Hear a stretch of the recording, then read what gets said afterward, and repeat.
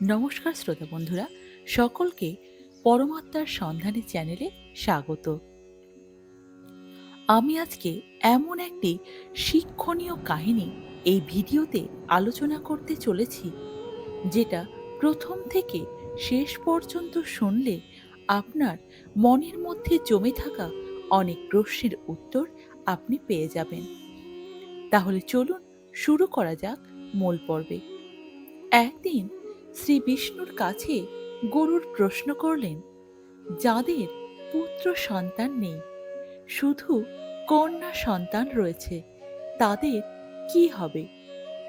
এই প্রশ্ন কেবলমাত্র পক্ষীরাজ গরুরের নয়, এই প্রশ্ন তাদেরও, যে সমস্ত পিতামাতা কন্যা সন্তানের জন্ম দিতে পেরেছেন, কিন্তু কোনো পুত্র সন্তানের জন্ম দিতে পারেননি, পুত্র সন্তানের জন্ম দিতে ব্যর্থ হয়েছেন। এবং সেই সমস্ত পিতামাতার কি গতি হবে?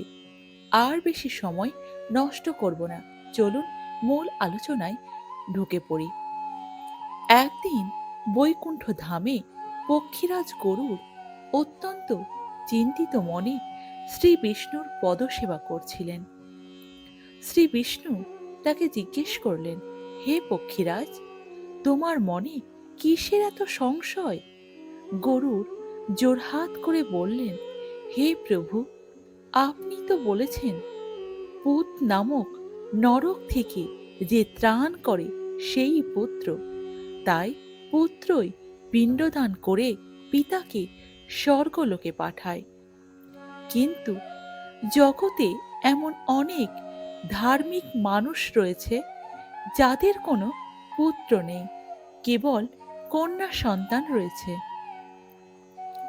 তবে কি সেই সব পিতামাতা মৃত্যুর পর নরকে যাবে? তাদের কি কোনোভাবেই মুক্তি নেই? কেই বা তাদের শ্রাদ্ধ করবে? তখন শ্রী বিষ্ণু মুচকি হেসে গরুরকে বললেন, হে পক্ষীরাজ গরুর, তুমি এই ভুল ধারণা ত্যাগ করো। আমার সৃষ্টিতে পুত্র ও কন্যায় কোনো ভেদাভেদ নেই।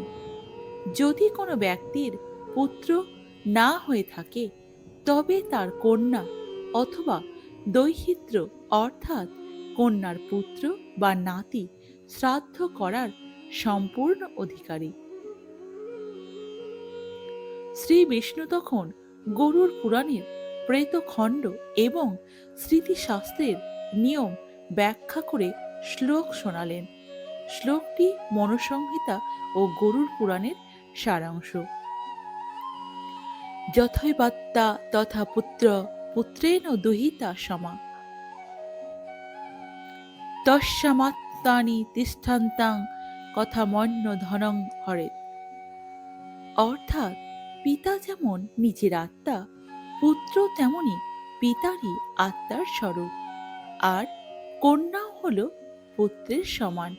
সুতরাং যে পিতা নিজের কন্যার রূপে পৃথিবীতে বর্তমান, তার সম্পত্তি বা পিণ্ডদানের অধিকার অন্য কেউ কেন পাবে? অর্থাৎ কন্যাই তা পালন করতে পারবে। শ্রী বিষ্ণু আরও বললেন, পুত্রহীন ব্যক্তির জন্য তার দৌহিত্র অর্থাৎ কন্যার ছেলে পিণ্ডদান করলে তা পুত্রের পিণ্ডদানের মতোই ফলদায়ক হয়।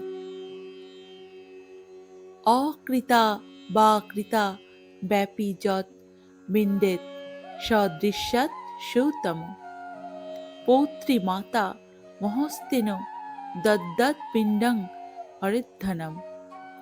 বিবাহিতা কন্যার পুত্র অর্থাৎ নাতি তার নানা নানির অর্থাৎ মাতামহ এবং মাতামহীর জন্য পিণ্ডদান করতে পারবে এবং তাতে তারা বৈকুণ্ঠ লাভ করবেন।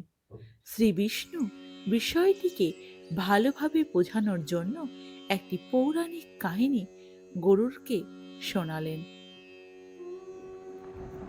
পৌরাণিক কাহিনীটি হল ধর্মদত্ত ও তার কন্যা সুমতির। এক গ্রামে ধর্মদত্ত নামে এক পরম ধার্মিক ব্রাহ্মণ বাস করতেন। তিনি সারা জীবন পূজা অর্চনা করতেন, কিন্তু তার মনে একটাই দুঃখ ছিল, তার কোনো পুত্র ছিল না। তার কেবল একটি গুণবতী কন্যা ছিল। কন্যার নাম হলো সুমতি। ধর্মদত্তের বয়স হলো। তিনি মৃত্যুর আগে কাঁদতে কাঁদতে তার স্ত্রীকে বললেন, আমার দুর্ভাগ্য, আমার মৃত্যুর পর আমাকে কে জল দেবে? আমার বংশে বাতি দেওয়ার তো কেউ রইল না, কেউই থাকলো না। আমি নিশ্চয়ই পুত নরকে পচে মরব। তার কন্যা সুমতি এই কথা শুনে এক ঋষির কাছে গেলেন। ঋষি বললেন, মা, তুমি কাঁদছ কেন? শাস্ত্র বলে, পুত্রিকা পুত্র, অর্থাৎ কন্যার সন্তান পুত্রের সমান। তুমি তোমার পিতাকে কথা দাও, যে তোমার গর্ভে যে সন্তান হবে সেই তার পিণ্ডদান করবে। পিতার মৃত্যুর পর সমাজের লোকেরা বলতে লাগলো, এর তো ছেলে নেই, এর আত্মার মুক্তি কিভাবে হবে? এর আত্মার মুক্তি হবে না। কিন্তু সুমতি সাহসিকতার সাথে পিতার অন্ত্যেষ্টিক্রিয়া সম্পন্ন করলেন। শাস্ত্রানুসারে মন্ত্রহীন বা প্রতিনিধি দ্বারা। পরবর্তীতে সুমতির একটি পুত্র হল। সেই পুত্র বড় হয়ে গয়াতে গিয়ে ভক্তি ভরে তার নানা অর্থাৎ পিতামহ ধর্মদত্তের নামে পিণ্ডদান করল। এর ফলে সেই রাতে ধর্মদত্ত দিব্য শরীরে স্বপ্নে এসে কন্যাকে দেখা দিয়ে বললেন, অর্থাৎ সুমতিকে দেখা দিয়ে বললেন, মারে, তোর পুত্রের দেওয়া পিণ্ডে আমি তৃপ্ত হয়েছি। যমরাজ আমাকে সসম্মানে স্বর্গে নিয়ে যাচ্ছেন। আমি আজ বুঝলাম, পুত্র আর কন্যার মধ্যে কোনো তফাৎ নেই।